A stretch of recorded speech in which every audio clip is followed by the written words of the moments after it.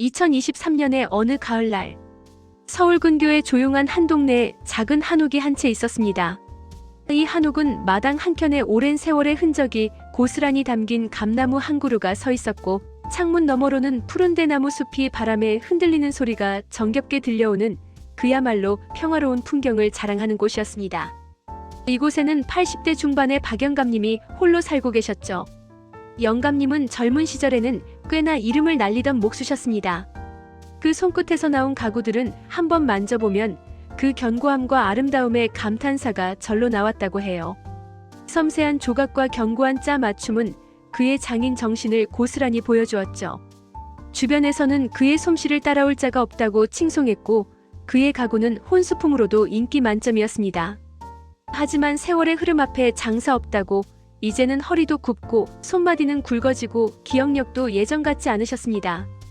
특히 최근 들어서는 치매 증상이 더욱 심해지셔서 가끔은 자신이 누구인지, 여기가 어디인지조차 곤란스러워하는 모습을 보이셨고, 주변 이웃들의 걱정이 이만저만이 아니었습니다. 이웃들은 영감님을 박목수 영감님이라고 부르며 존경과 안타까움을 동시에 표현했죠. 박영감님에게는 3명의 자식이 있었습니다. 장남 박성호 씨는 대기업 임원으로 승승장구하며 해외 지사를 오가느라 바빴습니다. 그의 삶은 항상 비행기 이동과 중요한 회의, 그리고 끊임없는 보고서 작성으로 채워져 있었죠. 성공을 향한 그의 열정은 누구보다 뜨거웠지만 그만큼 가족에게는 소홀할 수밖에 없었습니다. 차남 박준호 씨는 개인 사업을 하며 늘 자금난에 허덕였습니다. 그의 사업은 항상 새로운 아이디어와 열정으로 가득했지만 현실은 녹록지 않아 늘 돈 문제로 골머리를 앓고 있었습니다. 한때는 큰 성공을 꿈꾸며 무리하게 투자했다가 실패를 맛본 적도 있었죠. 막내딸 박미영 씨는 일찍이 결혼해 남편의 사업 때문에 지방으로 내려가 연락이 뜸한 상태였습니다. 시골 생활에 적응하며 2아이를 키우는데 온전히 집중했고, 덕분에 아버지와의 물리적 거리만큼이나 심리적 거리도 멀어져 갔습니다. 자식들은 모두 나름대로 성공했거나 성공을 위해 노력하며 각자의 삶을 살고 있었습니다. 하지만 이상하게도 아버지에게는 소원했습니다.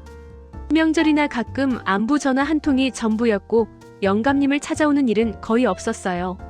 젊은 시절 영감님이 자식들에게 엄격하고 무뚝뚝하게 대했던 것이 그 이유였을까요? 아니면 각자의 삶이 너무 바빠서였을까요? 아니면 30년 전 그 사건 때문이었을까요? 아무튼 영감님은 항상 외로워 보였습니다. 특히 평생을 함께했던 아내, 즉 아이들의 어머니가 10여 년 전 먼저 세상을 떠난 후로는 그 외로움이 더욱 깊어졌죠. 한때는 활기 넘치던 집안에 덩그러니 놓인 그의 뒷모습은 쓸쓸함 그 자체였습니다. 치매 증상이 악화되면서 영감님은 종종 집 근처에서 길을 잃거나 며칠 전 있었던 일을 전혀 기억하지 못하는 일이 잦아졌습니다. 심지어 아침에 먹은 밥도 기억하지 못하고 다시 밥을 달라고 하거나 한겨울에 여름옷을 입고 외출하려 하는 등 예측 불가능한 행동을 보이셨습니다. 이웃 주민들은 영감님을 걱정해 자식들에게 연락을 취했지만 돌아오는 대답은 늘 비슷했습니다. 아버지, 죄송해요. 지금 제가 해외 출장 중이라서요. 또는 누나, 이번엔 누나가 좀 가보세요. 제가 요즘 사업이 너무 바빠서요. 하는 식이었죠. 자식들은 각자의 변명과 핑계 뒤에 숨어 아버지를 외면했습니다. 그들의 목소리에는 책임감을 회피하려는 듯한 미묘한 짜증이 섞여 있기도 했습니다. 어느 날 영감님이 한밤중에 집 앞에서 쓰러져 병원에 실려가는 일이 발생했습니다. 새벽에 귀가하던 젊은 부부가 우연히 영감님을 발견하고 119에 신고한 덕분이었죠. 다행히 크게 다치지는 않으셨지만 저체온증으로 한동안 고생하셔야 했습니다. 의사는 자식들에게 영감님을 더 이상 혼자 두어서는 안 된다고 단호하게 경고했습니다. 이제 요양원에 모시거나 아니면 누군가 상주하며 옆에서 돌봐드려야 한다는 것이었죠. 이 경고는 자식들에게는 불편한 현실을 마주하게 하는 차가운 선고와 같았습니다. 이 소식을 들은 자식들은 오랜만에 한자리에 모였습니다. 병원 휴게실의 눅눅한 공기는 그들의 불편한 심기를 더욱 무겁게 만들었습니다. 하지만 회의 분위기는 냉랭하다 못해 살벌했습니다. 서로 아버지를 모시려 하지 않았고 요양원 비용을 누가 더 부담할지를 놓고 티격태격 다투기 시작했죠. 특히 성호 씨와 준호 씨는 얼굴을 붉히며 언성을 높였습니다. 그들의 갈등은 단순히 비용 문제만은 아니었습니다. 30년 전 영감님이 목수일을 하시다가 사고로 한쪽 손을 크게 다치셨을 때 받은 거액의 보상금을 두고 형제들이 크게 싸운 이후로 관계는 더욱 악화되었던 터였습니다. 당시 영감님은 그 돈을 자식들 학비와 결혼 자금으로 쓰려고 하셨지만 형제들은 서로 더 많은 몫을 주장했고 결국 영감님은 상처만 받으셨죠. 그 사건 이후 형제들은 서로를 탓하며 멀어졌고 영감님도 자식들에게 크게 실망했습니다. 그들의 마음속에는 오랜 원망과 서운함이 켜켜이 쌓여 있었던 것입니다. 형님은 돈도 많으시면서 왜 그렇게 쪼잔하게 구세요? 대기업 임원이시잖아요. 아버지를 요양원에 모시는 게 당연한 거 아니에요? 아니면 형님 댁에서 모시던가요? 준호 씨가 쏘아붙였습니다. 그의 목소리에는 지난 세월 동안 쌓인 불만이 가득했습니다. 뭐? 내가 돈이 많다고? 내 사업도 요즘 얼마나 힘든데. 내 해외 출장 일정을 내가 알기나 해. 그리고 내가 왜 아버지 요양원 비용을 혼자 다 내야 해? 너도 아들이잖아. 너는 아버지한테 사업, 자금 빌려간 거 다 갚기나 했어? 성호 씨가 맞받아쳤습니다. 그의 얼굴은 분노로 상기되어 있었고 목소리는 날카롭게 귓전을 때렸습니다. 미영 씨는 그저 한숨만 쉬고 있었습니다. 그녀는 다른 형제들처럼 아버지에게 경제적으로 의존하거나 다툰 적은 없었지만 마음 한구석에는 아버지에게 가장 미안해하는 딸이었습니다. 결혼 후 남편 사업이 어려워져 아버지에게 손 벌렸던 기억, 그리고 그때마다 말없이 도와주셨던 아버지의 모습이 떠올라 가슴이 아팠습니다. 하지만 그녀 역시 당장 아버지를 모실 형편이 되지 못했습니다. 그녀의 시름은 깊어만 갔습니다. 세 자녀는 마치 각자의 섬에 갇힌 듯 서로에게 냉랭한 시선만을 던졌습니다. 결국 자식들은 합의점을 찾지 못하고 서로에게 상처만 준 채 헤어졌습니다. 그들은 아무것도 결정하지 못한 채 각자의 삶으로 돌아갔습니다. 영감님은 이 모든 상황을 어렴풋이 알고 계셨지만 딱히 무어라 말씀하지 않으셨습니다. 다만 자식들이 돌아간 후 마루에 앉아 멍하니 먼 산만 바라볼 뿐이었죠. 그의 눈빛에는 깊은 슬픔과 체념, 그리고 어딘가 모를 쓸쓸함이 서려 있었습니다. 이웃 주민들은 자식들의 무정한 태도에 혀를 찼지만 누구도 쉽게 개입할 수 없는 문제였습니다. 그들의 개입은 오히려 더 큰 갈등을 불러일으킬 뿐이라는 것을 알았으니까요. 영감님은 마치 시간이 멈춘 듯 낡은 한옥의 고즈넉한 풍경 속에 홀로 존재하고 있었습니다. 며칠 후 영감님의 치매 증상이 갑자기 급격히 악화되었습니다. 평소 잘 드시던 식사도 거부하시고 사람을 알아보지 못하는 시간도 길어졌습니다. 그의 눈빛은 초점을 잃었고 몸은 갈수록 야위어 갔습니다. 급기야 영감님은 아무것도 드시지 못하고 기력마저 쇠약해지셨습니다. 병원에서는 더 이상 손 쓸 수 있는 방법이 없다고 했습니다. 연명 치료는 의미가 없으며 이제는 편안하게 마지막을 준비해야 할 때가 온 것이죠. 이 소식은 자식들에게도 전해졌습니다. 처음에는 무덤덤하던 자식들도 아버지의 위독 소식에 가슴 한구석이 철렁 내려앉는 것을 느꼈습니다. 그들은 그제야 비로소 아버지의 부재가 현실로 다가오고 있음을 실감하게 된 것입니다. 마음속 깊이 묻어두었던 미안함과 죄책감이 뒤늦게 고개를 들기 시작했습니다. 미영 씨는 다른 형제들보다 먼저 병원으로 달려왔습니다. 차가운 병실 공기 속에서 산소 호흡기에 의지해 가쁜 숨을 몰아쉬는 아버지의 모습을 보니 그동안 무심했던 자신의 행동이 너무나 후회스러웠습니다. 그녀는 아버지의 야윈 손을 잡고 흐느꼈습니다. 아버지 미안해요. 제가 너무 죄송해요. 이렇게 될 때까지 제가 너무 불효했어요. 그녀의 눈물은 아버지의 손등 위로 뚝뚝 떨어졌습니다. 그 눈물은 단순한 슬픔의 눈물이 아니라 회한과 사랑이 뒤섞인 복합적인 감정의 표현이었습니다. 성호 씨와 준호 씨도 뒤이어 병원에 도착했습니다. 말없이 병실로 들어선 두 형제는 아버지의 야윈 얼굴을 보고 한동안 말을 잇지 못했습니다. 서로에게 쌓였던 해묵은 감정들도 죽음을 앞둔 아버지 앞에서는 부질없는 것이었죠. 그들은 비로소 자신들이 얼마나 어리석고 이기적이었는지 깨달았습니다. 서로를 향했던 분노와 원망은 온데간데 없이 사라지고 오직 아버지에 대한 연민과 미안함만이 남았습니다. 그때 영감님이 희미하게 눈을 뜨셨습니다. 세 자식을 한 명씩 마치 오랜만에 만난 손님처럼 한참을 바라보시더니 힘겹게 입을 여셨습니다. 그의 목소리는 거의 들리지 않을 정도로 작았지만 그 말의 무게는 너무나 컸습니다. 얘들아, 내가 너희에게 할 말이 있다. 그의 눈빛은 흐릿했지만 그 안에 담긴 깊은 사랑만은 분명하게 느껴졌습니다. 영감님은 침대 옆 협탁 서랍을 가리켰습니다. 그의 손가락은 힘없이 떨렸지만 가리키는 방향은 정확했습니다.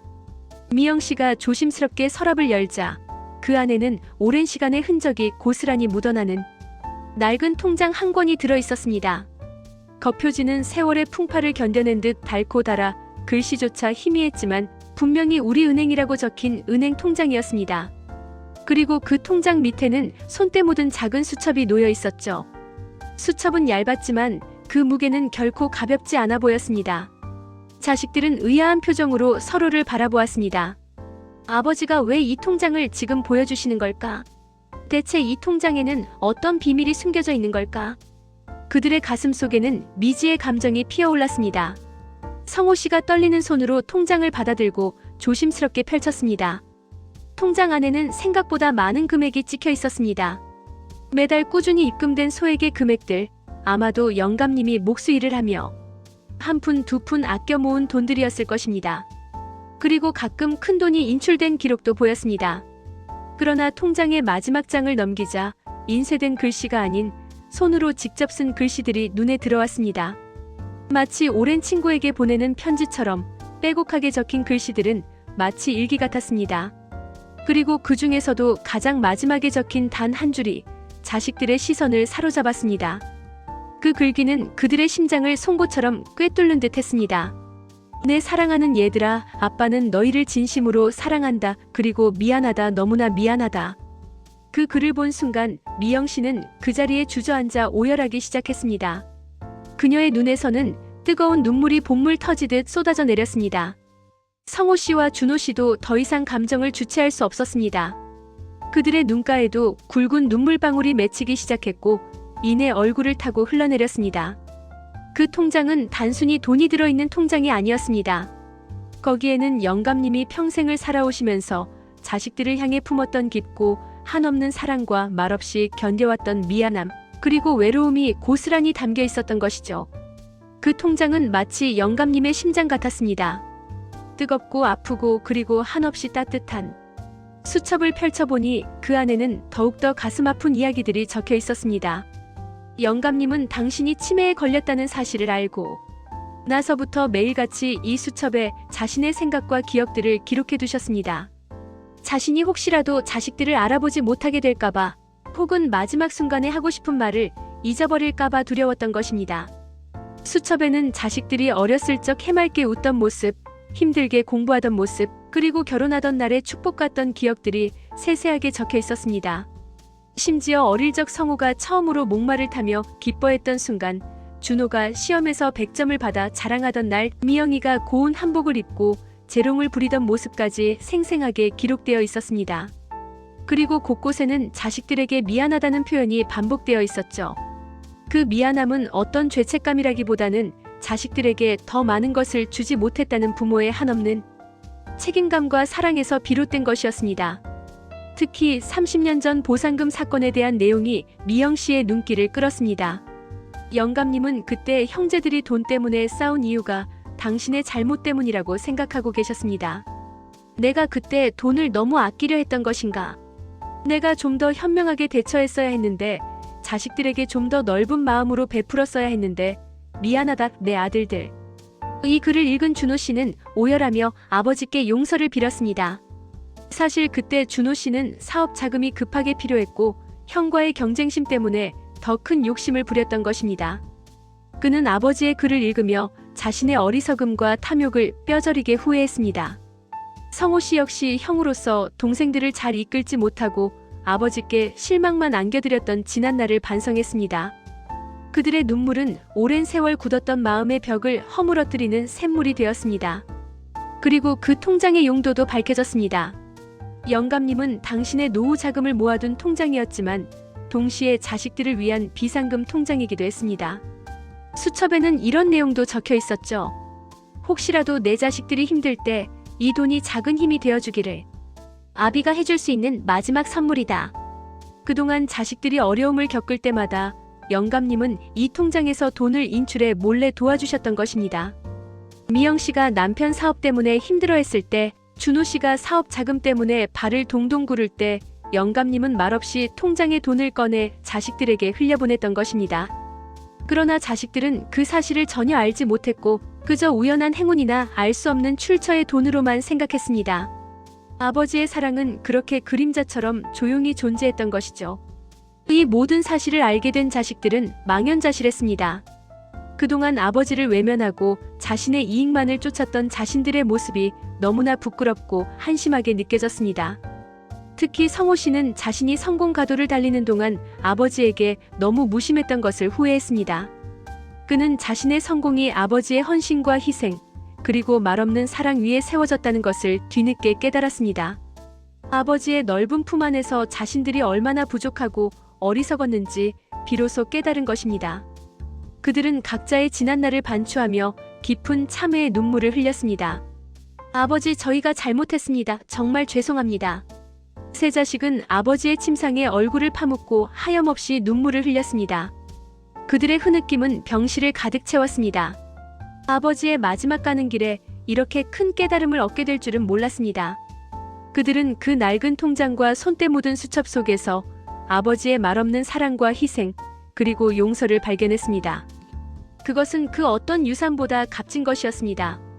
그들의 마음속에는 비로소 진정한 가족의 의미가 자리 잡기 시작했습니다. 그 후 병실에서는 기적 같은 일이 일어났습니다. 자식들의 진심 어린 간병과 사랑 때문이었을까요? 영감님은 다시 희미하게 웃음을 보이셨습니다. 비록 의식을 완전히 회복하지는 못했지만 자식들이 옆에서 어릴 적 이야기나 즐거웠던 추억들을 들려주면 눈을 깜빡이며 손을 잡고 미소 짓는 일이 잦아졌습니다. 그의 눈빛은 비록 흐릿했지만 그 안에 담긴 자식들을 향한 사랑만은 분명하게 빛났습니다. 차갑고 침울했던 병실에는 그동안 느낄 수 없었던 따뜻한 가족의 온기가 가득 채워졌습니다. 간호사들도 이런 변화에 놀라며 가족의 사랑이 얼마나 큰 기적을 만들어낼 수 있는지 다시 한번 깨달았다고 입을 모았습니다. 세 형제는 이제 더 이상 서로를 탓하지 않았습니다. 아버지의 마지막 선물이 그들의 마음속 깊이 박혔기 때문입니다.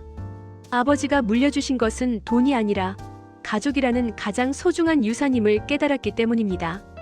그들은 함께 아버지의 요양병원을 알아보고 매일 번갈아 가며 아버지를 찾아와 간병했습니다.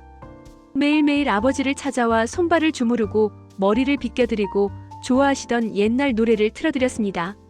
30년 동안 굳게 닫혀있던 형제 사이의 벽은 아버지의 마지막 사랑 앞에서 거짓말처럼 허물어졌습니다. 그들은 진정한 형제애와 가족의 소중함을 되찾았습니다. 그들의 얼굴에는 뒤늦게 찾은 평화와 사랑이 가득했습니다. 몇 달 후 영감님은 평화롭게 눈을 감으셨습니다. 세 자식이 모두 그의 곁을 지키며 그의 손을 잡고 있는 가운데 그는 마지막 순간까지 희미하게 미소를 띠고 계셨습니다. 그의 얼굴에는 오랜 고통과 번뇌가 사라진 듯 한없이 평온한 표정이 감돌았습니다. 영감님의 장례는 엄숙하고 따뜻하게 치러졌습니다.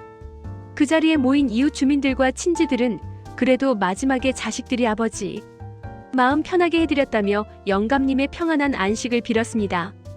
그들의 얼굴에는 슬픔과 함께 뒤늦게나마 찾아온 가족의 화합에 대한 안도감이 비쳤습니다. 영감님이 남긴 통장의 돈은 세 자식이 합의하여 영감님의 이름으로 사회에 기부했습니다. 그들은 이제 돈이 아니라 아버지의 사랑을 물려받았다고 생각했습니다. 그리고 그들은 결심했습니다. 아버지에게 받은 사랑을 이제는 다른 사람들에게 나누어주며 살겠다고요. 성호 씨는 바쁜 업무 중에도 시간을 쪼개어 봉사활동 시간을 늘렸고 준호 씨는 사업을 하면서도 소외된 이웃들을 위한 나눔을 꾸준히 실천했습니다. 미영 씨는 지역사회에서 치매 환자들을 위한 봉사활동에 적극적으로 참여하게 되었습니다. 그녀는 아버지에게 받았던 사랑과 깨달음을 다른 이들에게 전파하며 따뜻한 마음을 나누는 삶을 살아가고 있습니다. 아버지의 마지막 선물은 단순한 돈이 아니었습니다. 그것은 30년 동안 굳게 닫혔던 가족의 마음을 다시 열어주고 서로를 용서하고 사랑하는 법을 가르쳐준 따뜻한 깨달음이었습니다. 그리고 치매라는 병마 속에서도 아버지가 마지막까지 기억하고 싶었던 단 한마디는 바로 사랑한다는 것이었습니다. 돈보다 귀하고 시간보다 소중한 가족의 사랑. 우리는 가끔 가장 가까운 곳에 있는 소중한 것을 잊고 살곤 합니다. 하지만 이 이야기는 우리에게 그 소중함을 다시 한번 일깨워줍니다. 진정한 행복은 물질적인 풍요가 아니라 사랑하는 이들과 함께 나누는 따뜻한 마음 속에 있다는 것을 말이죠. 이 이야기의 주인공인 손녀는 바로 미영 씨의 딸 현수입니다. 그녀는 할아버지의 수첩을 읽고 할아버지가 자신과 가족을 얼마나 사랑했는지 알게 되자 그만 그 자리에 주저앉아 오열했던 것입니다. 할아버지의 마지막 유언이자 사랑의 증표였던 그 통장과 수첩은 이제 현수와 그녀의 가족들에게 영원히 잊지 못할 교훈이 되었습니다. 현수는 이 이야기를 듣고 가족의 소중함을 다시 한번 깨달았고 이제는 할아버지처럼 따뜻한 마음을 나누는 사람이 되겠다고 다짐했습니다. 어떠셨나요, 여러분? 잠시나마 잊고 지냈던 가족의 소중함을 다시금 느끼셨나요? 바쁜 일상 속에서도 잠시 멈춰서서 나를 사랑하는 가족들에게 따뜻한 말 한마디 건네는 건 어떨까요? 따뜻한 포옹 한 번, 진심 어린 전화 한 통. 어쩌면 그 작은 행동이 누군가의 삶을, 그리고 여러분의 삶을 변화시키는 기적이 될지도 모릅니다. 이 감동적인 이야기가 여러분의 마음에 잔잔한 울림으로 남기를 바랍니다. 그리고 혹시 지금 가족 때문에 힘들어하고 있다면 이 이야기가 작은 위로와 희망이 되기를 진심으로 바랍니다. 우리는 모두 누군가의 소중한 가족이니까요. 오늘 이야기가 좋으셨다면 진썰TV 구독과 좋아요 그리고 알림 설정까지 꼭 부탁드립니다. 여러분의 작은 관심과 응원이 더 좋은 이야기를 만들고 더 많은 사람들에게 따뜻한 위로를 전하는 큰 힘이 됩니다. 다음에도 더 감동적이고 의미 있는 이야기로 찾아올게요. 감사합니다. 안녕히 계세요.